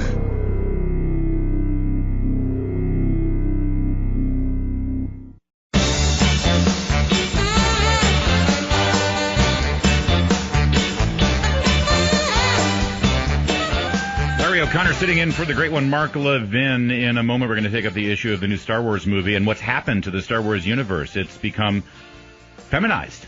And I don't think that's necessarily a good thing, but let's continue our conversation about the Justice Department. Let's go to John in Savannah, Georgia. Boy, I love Savannah, Georgia. What a great town you live in, John. You're on the Mark Levin Show. Hey, John in Savannah, you're up. All right, I think that sadly John is listening on the radio. But, John made a really good point. He's an African-American, and he talks about how the FBI and the Justice Department had a history back before the civil rights days of the 60s where they would use their weapons, they would use their surveillance power for nefarious reasons. And I would agree with him. Here's the thing. There used to be a time in this country where liberals, classic liberals, were suspicious of the government, of the overreaching power of the surveillance state and of the Justice Department and the FBI working on behalf of corrupt individuals in this government. What happened to them? What happened to those classic liberals who were always in a stance where they were suspicious of the big, powerful Uber government taking away their rights and liberties? I'll tell you what happened. They got in charge. And now they put their people in place, and they're using that exact same Justice Department and surveillance state for their own ends. You either believe in values and principles or you don't. You can't just use the exact same tactics for your ends, and suddenly everything's okay. But sadly, that's exactly what we've seen from the left in America.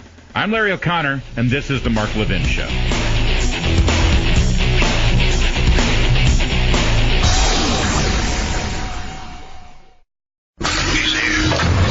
He's here. Now, broadcasting from the underground command post, deep in the bowels of a hidden bunker, somewhere under the brick and steel of a nondescript building, we've once again made contact with our leader, Mark Levin. I swear I'm not going to spoil the Star Wars movie for you, all right? So don't worry about turning us out here, all right? We are going to talk about the Star Wars movie, but we're going to talk about it in broad strokes. And Force Awakens, which is now 2 years old, actually has just as many examples of the problem I'm going to point out than this latest Last Jedi movie does. But the problem is that the Star Wars universe, the galaxy that our characters and droids find themselves in, has been completely and totally feminized, and it's kind of ruining it. It's ruining the movies, it's ruining the characters, it's ruining the plot lines, and it's ruining what made Star Wars great. I'm not saying that Star Wars was incredibly masculine, but boy, the socialist justice warriors have taken over. And I think we've got a serious problem here with the feminization of the Star Wars galaxy and the heroes and the storylines. And if you understand what I'm talking about, if you've seen this movie, I'd love for your reaction too. Is that what's wrong with this movie? It hasn't gotten very good reviews. It's now on Rotten Tomatoes, I think, at a sub 50% rating. I think there's a lot of great stuff in this movie. I really do. I think visually it's phenomenal. But the overall themes and the plot lines that hinge on the condemnation of male heroics that had been personified by Han Solo and to a lesser extent Luke Skywalker in past movies, those have now been condemned as being the problem in the Star Wars galaxy. And the solution is act more like a woman. Now, I'll explain a few more details without any spoilers, I promise, but I would love for you to jump in on this too. 877-381-3811. It's the Mark Levin Show. I am Larry O'Connor, filling in for the great one here on this holiday week. I hope he's having a great vacation. I hope you're having a great vacation if you're on vacation. God knows I still listen to Mark Levin when I'm on vacation. It's a must-listen radio. And just by way of introduction, I'm a talk show host. I broadcast on WMAL, in my opinion, the finest talk radio station in the country, because we are in Washington, D.C., I mean, the Trump administration and Congress and all of the things that happen in the swamp, those are local stories for us on WMAL. How lucky am I? from 3 to 6 in the afternoon that I get to follow Rush Limbaugh and lead into Mark Levin every day during people's drive home. So that's who I am. You can follow me on Twitter. I'm also a columnist and blogger over at the Washington Times, but God knows we don't talk about just Washington, D.C. stuff there or on WMAL or, for that matter, on the Mark Levin Show. This is a cultural issue, yes, but it transcends the movies. It also talks about where the thought leaders in this country, and yes, there are thought leaders in Hollywood, they have great influence over what we talk about and what happens in our country. As my old dear friend and colleague Andrew Breitbart, God rest his soul, used to say, politics is downstream from culture. Oh, I know you've heard that a lot, but he invented it. He coined that phrase, and he was right. There's a reason why whenever a Hollywood actor is in Washington, D.C., the politicians are dying to have them testify in Congress. They love glomming onto them because they recognize the importance of culture in our country and how cultural icons make a difference in so many people's lives who aren't paying attention to politicians necessarily, but God knows they're paying attention to Star Wars or they're paying attention to Beyonce. I mean, there's a reason why Barack Obama would have Jay-Z and Beyonce in the White House all the time. There's a reason why when he went out across the country and he was doing rallies in various cities, he wouldn't go on the local talk radio station. He'd go on the morning zoo for the hip-hop station. I mean, partly because he was going to get a friendly audience and he wouldn't get asked any tough questions, but also he understood that that's where the voters were in many instances, certainly his voters. Politics downstream of culture, and when a stalwart franchise like Star Wars that has so much influence on young people and people who aren't necessarily paying attention to politics on a daily basis, when they are influenced by this movie in subtle and not so subtle ways, well, that makes a difference in our lives. And let me just say this, without spoiling anything about The Last Jedi, which, again, I think was a pretty good movie. I enjoyed it. I had fun with it, and I thought it was beautifully filmed. Some of the imagery in this movie is just unparalleled, in my opinion.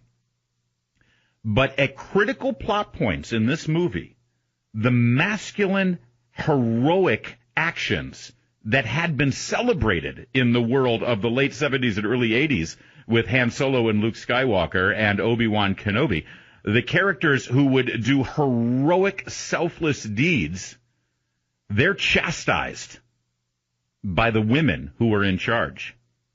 There is one moment where the rebellion, personified by a general, the late Carrie Fisher, General Leia, and an admiral, played by Laura Dern, they start shooting orders around in the bridge, and they pan the camera over to the people who are in charge of the ship. They're all women.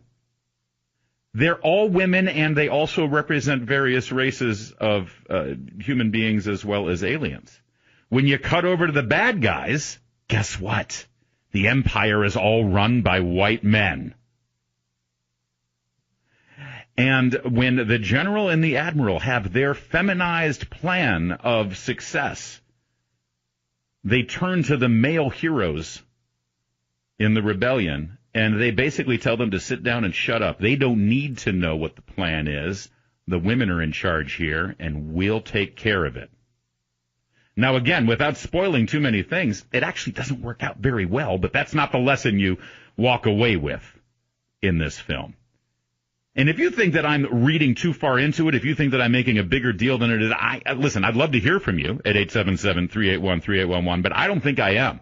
Oh, there's an agenda in Hollywood. Trust me on this. If you didn't know that, I don't think you're paying attention.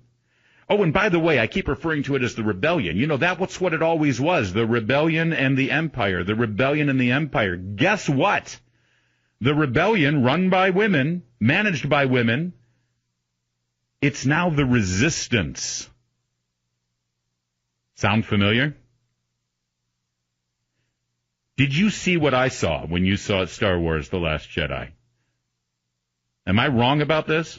877-381-3811. Let's go to Ryan in Cincinnati, Ohio. You're first up on the Mark Levin Show. I'm Larry O'Connor. Well, Mr. O'Connor, how are you doing this evening? Hey, man, I'm good. What do you think? Am I making a big deal out of this, or is that really happening in this movie? You know what? I went to go see it last weekend. Spent $40 to have IMAX 3D tickets and whatnot, all excited, and I just could not believe what in God's green planet I was watching. I I had to look around the audience and like, does anybody else not see? You're absolutely right. All I felt this movie was just a giant social justice warrior. Oh, did we lose Ryan? Yes. Oh, you're still there. Your cell dropped for a second, but you're right. It's the science. It's not Star Wars. It's social justice wars. That's exactly what it is. The biggest things that struck me, and I'm like, I can't believe, like everybody else, it just struck me was the quote. And I don't want to ruin the movie for anybody, but there's a part in the film where they kept on repeating the phrase, "Forget and destroy and burn the past." That's exactly what they were doing, and it hit me because sometimes the past is not, especially American history. Everybody knows that during like the Civil War, slavery, it's nothing that I'm proud of, but then again, it's our history. It brought us to where we are today, and I'm like, basically, this film is just a reincarnation of what's going on in the United States today. If you don't like it, destroy it. It was the whole thing with getting rid of the Jedi Order, It's such a great point. Yes, destroy the past. We can't progress unless we destroy, burn, and forget the past. And again, by the way, that idea is promoted and pushed by the women characters here. And you're not supposed to use your skills that you have practiced with and trained on your entire life. To be a Jedi used to be about train, learn, apprentice. It takes forever to master all of these things. It took Luke Skywalker how many months with Yoda in the swamp to learn how to lift a spaceship? But the woman just uses her intuition and she can lift boulders. Again, not to spoil too much in the movie. Jedi. And that's my biggest point is that I was so excited for it, and it just completely killed it for me. Yeah, it's sad, Ryan. It's sad. Listen, thanks for calling in from Cincinnati, Ohio, and Happy New Year to you. Listen, this movie has been out for 2 weeks, and I've been dying to talk about this, but I didn't want to spoil it. All right, but I think that enough people now, if you wanted to see it, you've seen it by now, and I hope we're not spoiling too much. And again, beautiful movie, but there's some serious problems with this. And I think that there are social ramifications, cultural ramifications to something as stalwart as Star Wars being sort of upended, reinvented. And what's the message here? What's the message? That the things that the heroic male character would do instinctively are wrong and have to be squelched, have to be impeded. The women have the answers, and the men are not to question what the women are going to do. I'm not kidding. When you see it, that's exactly what they'll do. That's what you'll get from it as well. John in Columbia, South Carolina, the Palmetto State. You're next up on the Mark Levin Show. Hey, John, as Mark Levin would say, go. How you doing there, sir? I'm good. What do you think?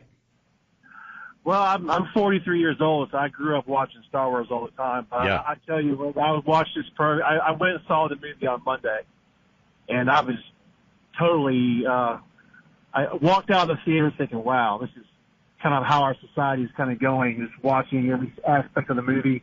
I thoroughly hated it.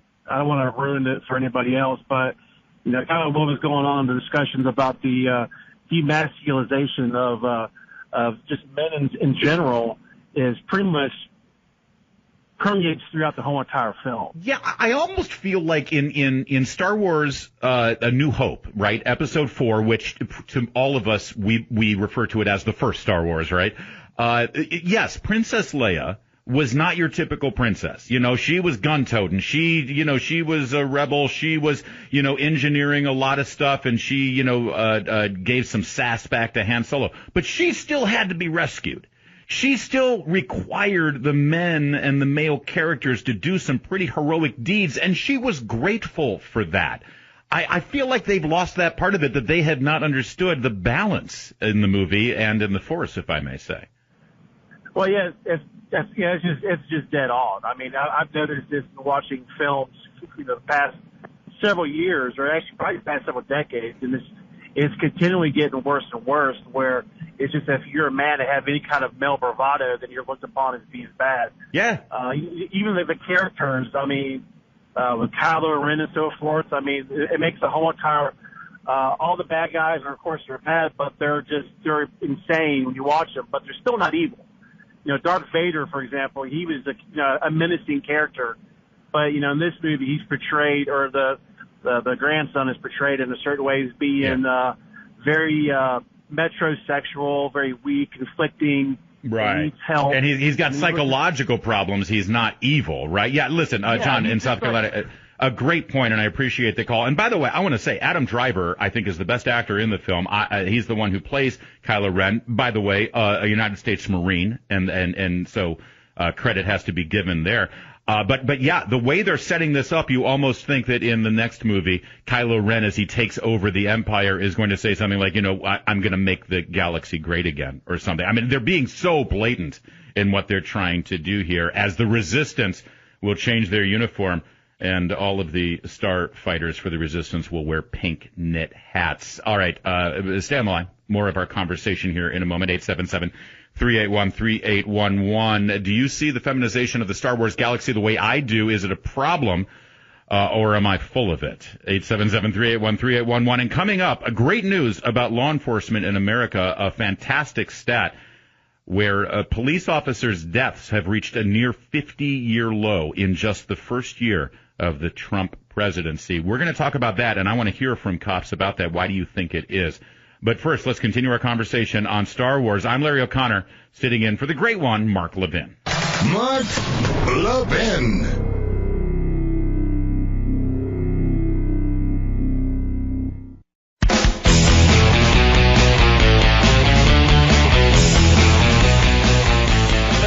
Filling in for the great one, Mark Levin. And, you know, I decided I didn't want to do a big monologue introducing myself and explaining who I was at the top of this program tonight as I fill in. You may not have heard of me, you may have, but, you know, listen, people tune in all throughout the 3 hours, so I thought I'd reveal a little bit about myself as the evening goes on. One of the things I'd like to tell you is that I haven't always been in politics or punditry or talk radio, for that matter. I actually started in the entertainment business. I started working in the theater business on Broadway. I was in management. I wasn't a performer, but I feel like I'm pretty finely attuned to what happens in our culture and in the entertainment world.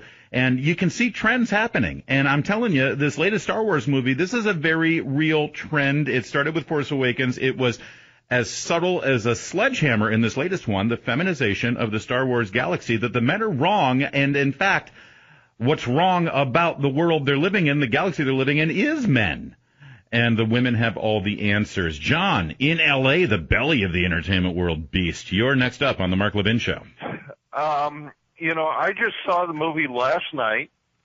I can definitely see where you're coming from and the points you're making, but I also saw spots where, from my perspective, they were showing that,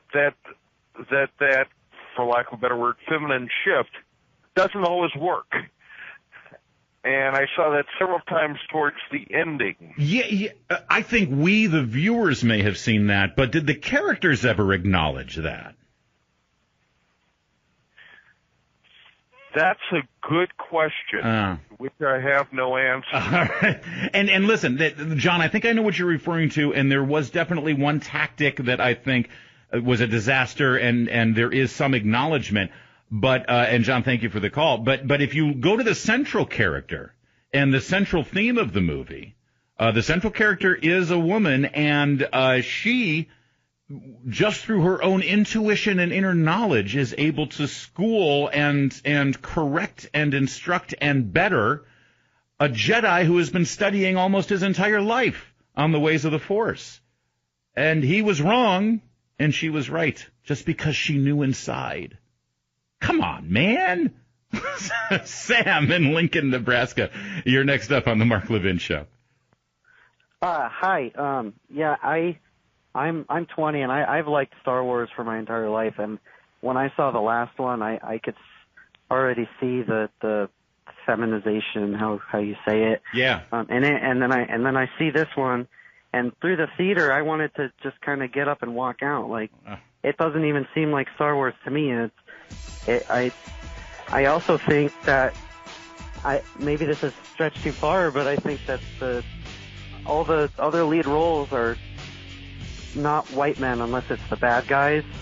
Yeah, not completely, but I get what you're saying. Sam, thank you for that. Sort of makes you miss Jar Jar Binks.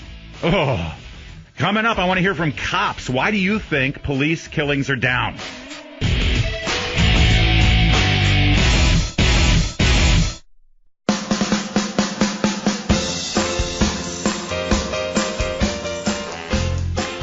Mark Levin Show, where we create the talking points. Call in now, 877-381-3811. People on social media not very thrilled with me bringing up Jar Jar Binks there at the end. I'm sorry. You can give me crap about it as well. I'm on Twitter, Larry O'Connor, or on Facebook, The Larry O'Connor. That's with an O-R. I'm sorry about the Jar Jar Binks reference, but here's the good news for all the social justice warriors out there. I'm pretty sure Jar Jar was gay or transgender or trans species or something.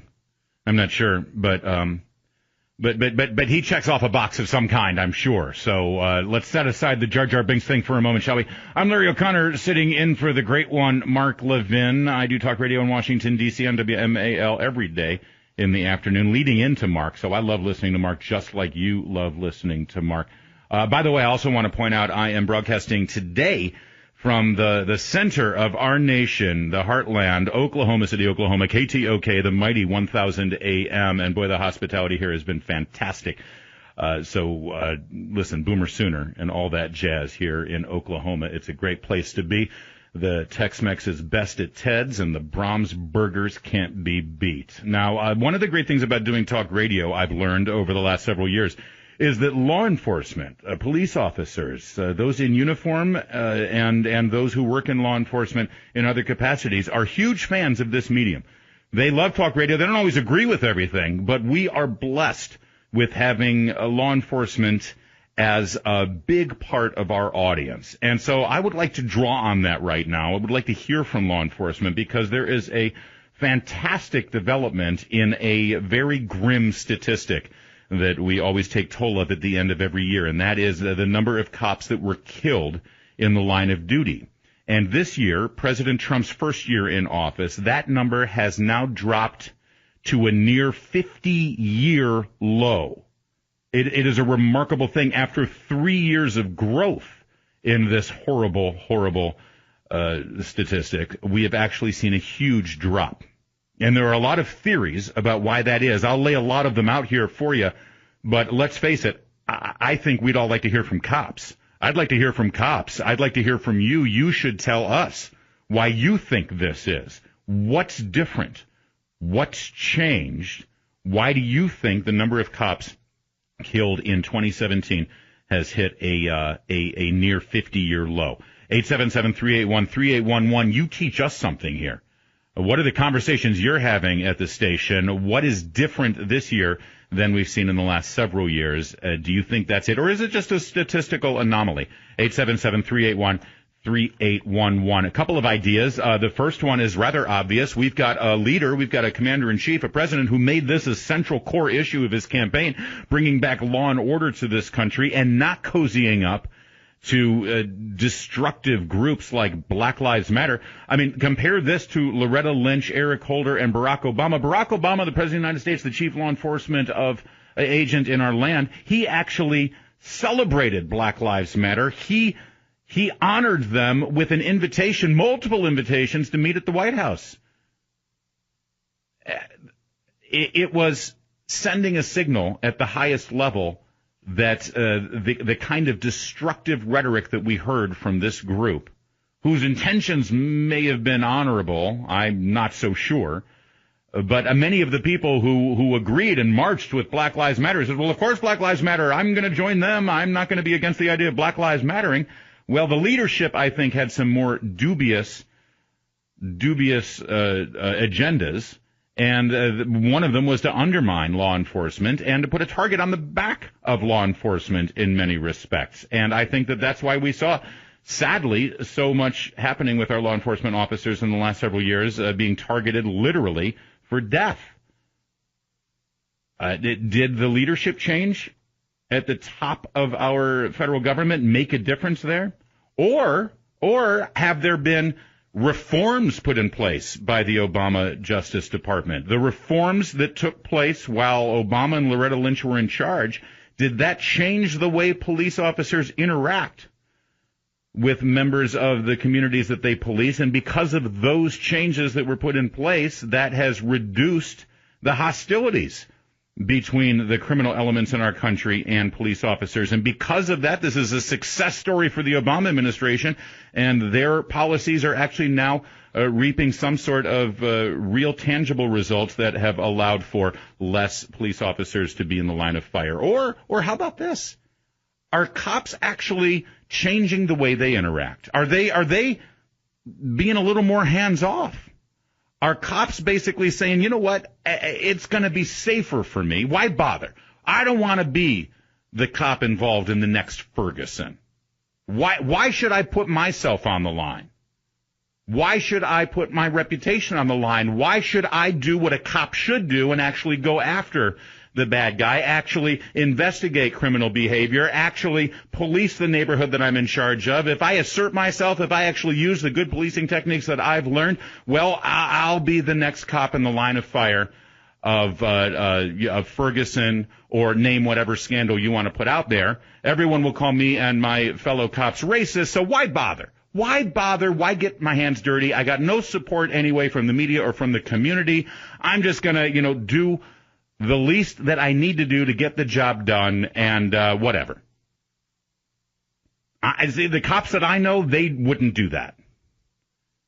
But maybe that's why. Maybe they've just decided not worth it. Not worth the effort, not worth the danger, not worth the criticism and the slander that I'll deal with. So instead, I'm just going to be a little bit more hands-off. And because of that, and because of the reduction of engagement by police officers in the communities that they police, that has benefited them in the long run by not being killed in action, as they had at the levels over the last 3 years when our president at the time embraced Black Lives Matter. What do you think? I want to hear from law enforcement. 877-381-3811. How about, we'll start with Greg. Spencer, Indiana, the Hoosier State. Greg, you are on the Mark Levin Show. Well, hello there. Hey. Hey, yeah, I believe I could go on for hours, but I think you've hit on all the points. The only point that I don't agree with that has moved any of this is that there's some credit to be given to the Obama administration and Loretta Lynch. No, never. Well, yeah, I threw it out there as an option. I want to be fair and balanced. Right. I retired from Washington, D.C. I worked in the highest crime area there for 22 years. I then worked at one of the major universities in the country and did 20 years there and retired. So I've seen it from different parts of the liberal communities. Yeah. One thing I tell everybody is that this hatred, the aggressiveness, the everything is racial thing has, since the early 70s, been going on in the inner city. Barack Obama just brought it nationwide and brought it out of the inner cities. And it's because I've seen it since the 70s. Everything we did was because of race. And I'm also, for decades now, my family is interracial. Mm-hmm. And there's no explanation. You cannot ever tell a person that you're not racist. They will not believe it. No matter what your background is, what your family is, what you are. Well, of course. And how does one actually prove that one is not racist? It's impossible. Right. Greg in Spencer, Indiana, thanks for starting us off here. I appreciate it, and thank you for your years of service as law enforcement. I think you hit on some very good points there. Kevin in Queens, New York. Listen, New York City had some pretty good stats this year with regard to your crime rate, and I saw your Mayor de Blasio out there taking credit for it, Kevin. What do you think? Yeah, I know he likes to take credit for everything, but the thing is that there was so much hard work done under the previous administrations prior to him. You got to remember, people do more than 4 years for a robbery or a homicide. They're not doing a short time. So a lot of the people that have been arrested under the previous administrations for their crimes are still in. So that's one point. Under Giuliani and Bloomberg, yeah. Correct. Now, another point I'd like to make is, under the Obama administration, he created a lot of hesitation. People second-guessing themselves, so tactics might have, taken a little bit of a hit. And, but under President Trump, I do feel that everybody that I work with has a lot more confidence and, knowing that the president of the United States has your back. Oh, that's interesting. Enforcing the laws. So it's not necessarily, a change in rules of engagement or policies, from the Justice Department or more applicable in your case, Kevin, from the NYPD. It's a question of if something bad happens, if something makes the headlines, you're not going to have your president has your back. Your president is not going to go out there and undermine you, throw you under the bus the way his predecessor did. Correct. And I believe, here in New York, during, our current mayor, there's been a lot of changes to kind of make our job a little bit more difficult because, there's been a change in how policing happens here. Yeah. And yet, I feel that under this, presidential administration, we still stick together and we get the job done, regardless of the changes that we have to deal with. All right. Kevin in Queens, listening on the legendary WABC. Thanks for calling in today to the Mark Levin Show. I want to get as many law enforcement in here because I think it is a mixed bag. I don't think there's one solution. I think that there's a bit of a combo platter here, and I would love to hear all of your ideas as to why now we've got it. By the way, when I say it's a near 50-year low, here's the ironic thing. The lowest figure in this very grim statistic, the annual number of cops killed in the line of duty, the lowest year, not too long ago, it was 2013. It was 2013, but then suddenly, in the next 3 years, a huge spike, year after year after year. And to me, in my opinion, the rise of Black Lives Matter and the rise of criticism of law enforcement as murdering racists that we heard from the mainstream media and from the highest levels of our federal government, that had to be part of why you saw the rise in cops losing their lives while wearing the badge. I mean, let's face it, in 2016, 5 in Dallas in one night at the hands of a terrorist maniac who wanted to kill cops. Cops, by the way, who were working to protect Black Lives Matter protesters. People forget that part. Those 5 cops in Dallas who died that night at the hands of a sniper, they were doing their job that night, and their job was to protect Black Lives Matter's protesters. A despicable, despicable thing. Bob, in L.A., you are next up on the Mark Levin Show. I'm Larry O'Connor. Hi, Bob. Hey, Larry. How you doing this evening? I'm good. What do you think of this? Are you a law enforcement officer? Yeah, I got 30 years on the job. Thank you for that. In about less than a year. Been through the 92 riots here in L.A. I remember those. Street cop. Yeah, street cop for about 20 of those years. What I see is that some of the limitations that are put on the cops by the video body-worn cameras, police commission, our local government here, is in line with the state. I guess in January they're going to go into the what is it called? Tongue-tied now. Sanctuary state. So when you see that wave of liberalism, and a lot of cops are conservative, and I listen to Mark every day.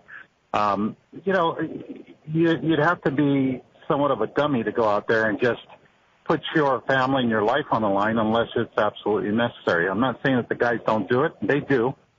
They just have to watch their back a little bit more these days. And so I think because you don't go into the wall or through the door as much as you used to, that's going to reduce your chances of getting shot or injured or your partner. So I think that has a lot to do with it. See, and I raised that as one of the possible reasons here, and I think that there's a big part of that as well, Bob. I appreciate it. Bob in L.A. listening on the great KRLA in Los Angeles. All right, I want to hear more from law enforcement at 877-381-3811. Killing of cops down to a near 50-year low. Why do you think that is? And by the way, what you just heard from Bob, echoed by Randy Sutton, spokesman for Blue Lives Matter.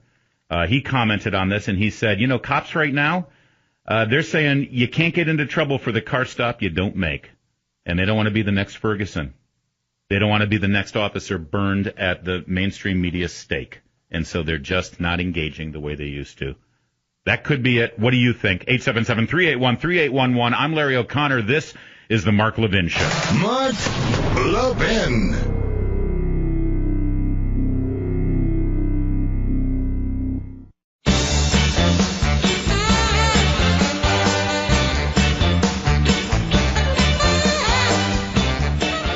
cop losing his life is a tragedy, but we did get good news this year, 2017, Trump's first year in office, and that is that the deaths of police officers in the line of duty has fallen to a near 50-year low. And I'm asking you, law enforcement, why do you think that is? There's a lot of theories out there, and it could just be, a statistical anomaly. Who knows? I hope it's not. I hope it continues on a downtrend, but why do you think? Dr. Kovacs is now on the Mark Levin show. He's calling from Owasso, Oklahoma. I'm in Oklahoma at KTOK. How's it going, Doctor? Good, Larry. Doing good, thank you. Thanks. Well, what do you think?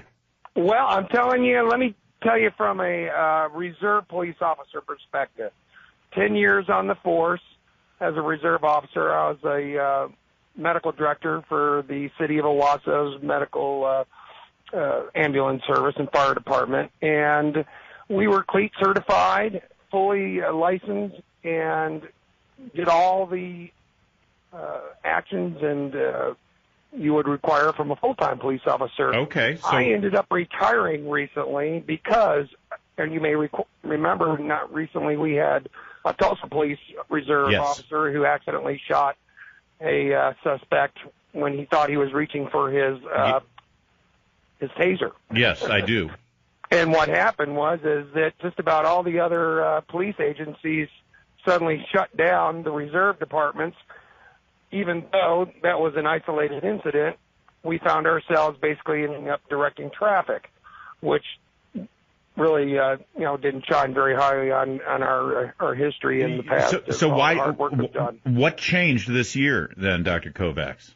Well, I think a lot of it has to do with Trump. I think, we have a federal aspect here where we're getting some support from the federal agencies, and Trump's a big law enforcement guy. All right. And he certainly has supported the. So you agree? You think that the signal has been sent and that there's more respect for police officers and police officers are in a better place to do their job? Thank you for the call, Doctor. I want to get as many as I can. I got time for one more. Jeff in Clover, Wisconsin. You're on the Mark Levin Show. I'm Larry O'Connor.